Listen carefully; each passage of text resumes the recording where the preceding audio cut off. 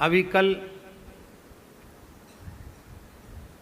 हरसिल के पास खीर गंगा नामक एक क्षेत्र में, भराली गांव में मात्र 40 सेकंड के भीतर प्रलय जैसा दृश्य उपस्थित हुआ और 3-3, 4-4 मंजिल के भवन कहां चले गए, पत्ते जैसे उड़ के पता नहीं चला।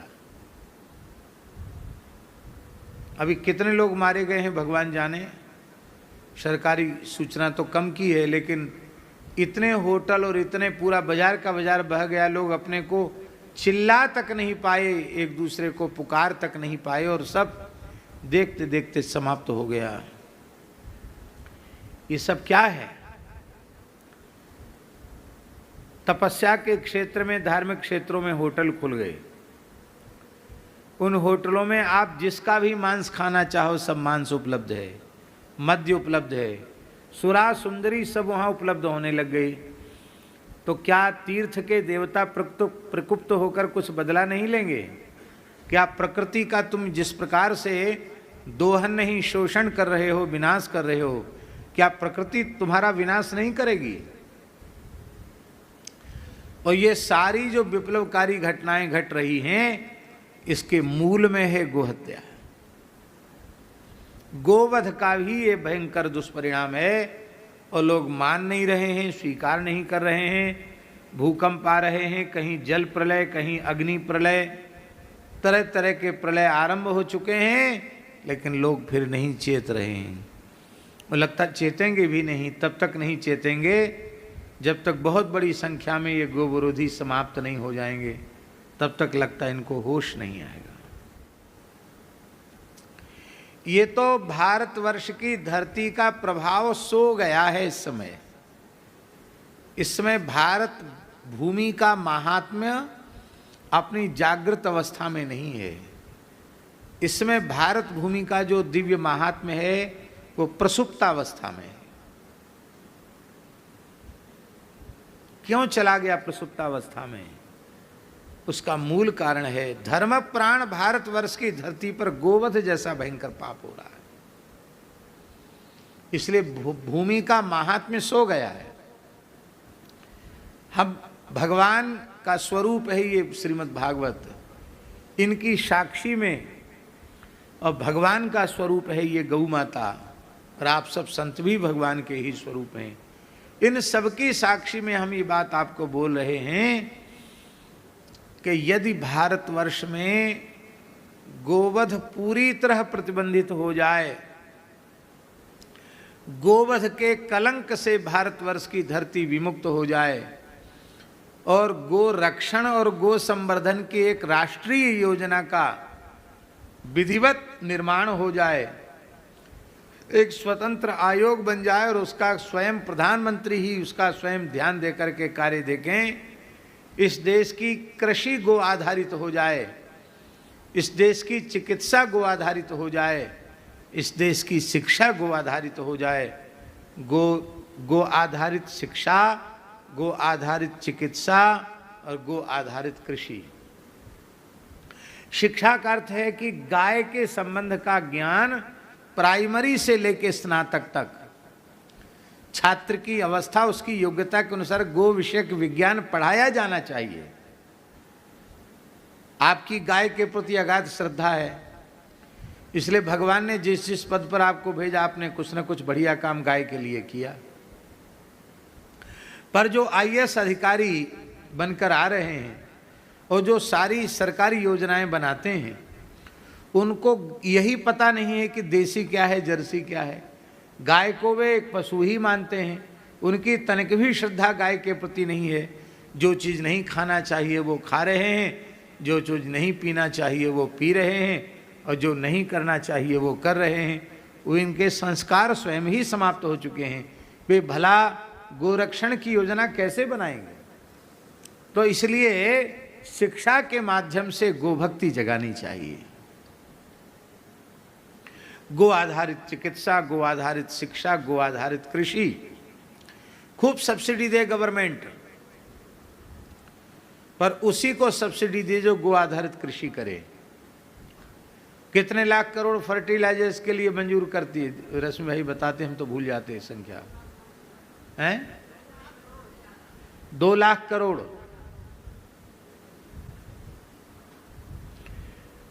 2 लाख करोड़ सब्सिडी देती है गवर्नमेंट रासायनिक खादों के लिए।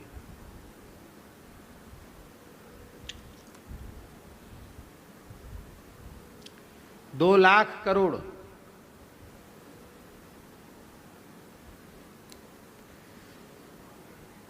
है? हाँ, रश्मि भाई कहते हैं कि केवल सरकार 20,000 करोड़ रुपए से एक योजना बनावे जिससे गोबर गोमूत्र से बहुत सुंदर खाद बना करके और गो कृषि को बढ़ावा दिया जाए। इतने मात्र से देश में गोरक्षा हो जाएगी। पर ये वोट की संस्कृति इतनी खराब है कि हमारी कहीं कुर्सी न छिन जाए, इसके लिए नेता हिम्मत ही नहीं जुटा पाते कि हम इस संबंध में कुछ करें। लेकिन जरूर शिक्षा के माध्यम से, चिकित्सा के माध्यम से और कृषि के माध्यम से गोरक्षण गो संवर्धन के क्षेत्र में क्रांति आनी चाहिए। इसी गोवध का परिणाम है जो ऐसी स्थिति हो रही है। तमाम लोग ऐसे जिनके संतान नहीं होती, पर एक ही पुत्र हो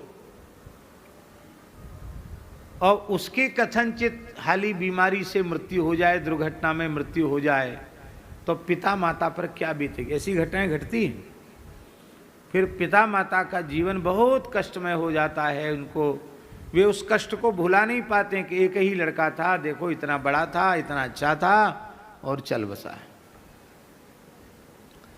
तो मेरे विचार से या तो पुत्र हो ही ना हो, तो एक न हो, ज्यादा हो एक से। और पुराणों में तो ये बात लिखी है, यष्टभ्य बहवो पुत्रा यद्यकोपि गयाम व्रजेत।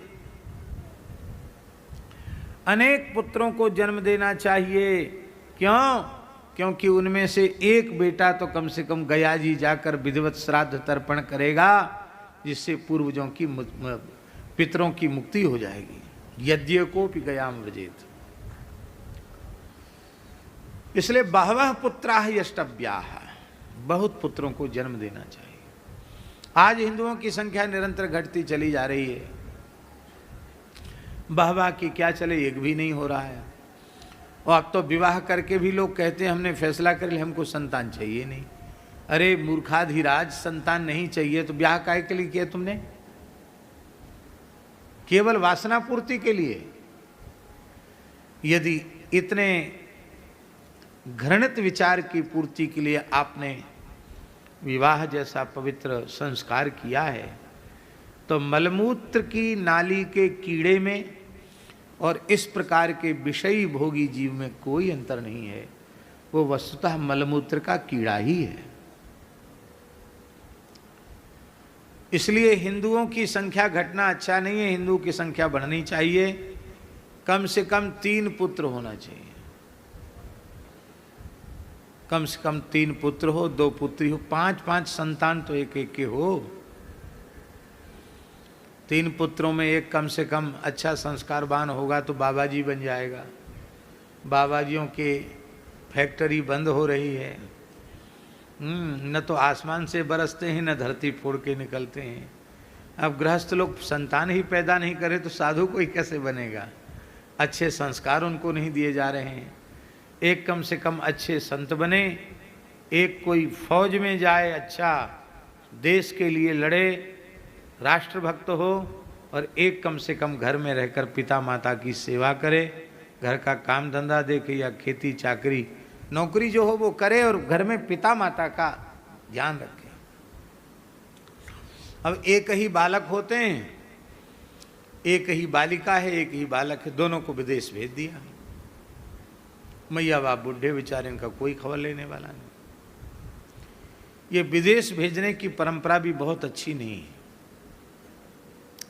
अधिक संतान हो तो भले ही आप सोच लो, पर यदि एक ही है तो कहो भैया सूखी रूखी रोटी खा के यहीं रहो, अपने ज्ञान का, अपनी विद्या बुद्धि का भारत राष्ट्र के निर्माण में उपयोग करो। बाहर जाने की आवश्यकता नहीं, सब कुछ यहीं उपलब्ध है। और ये बात बिल्कुल सच्ची है, हम न बाहर गए हैं तो न जाने की इच्छा है, लेकिन ये बात बिल्कुल पक्की है, भारतवर्ष जैसा देश न भूतो न भविष्यति, भारतवर्ष के जैसा भारतवर्ष ही है। धन्यास्तु ये भारत भूमि भागे, वे धन्य हैं जिनका जन्म भारतवर्ष की पवित्र धरती पर हुआ।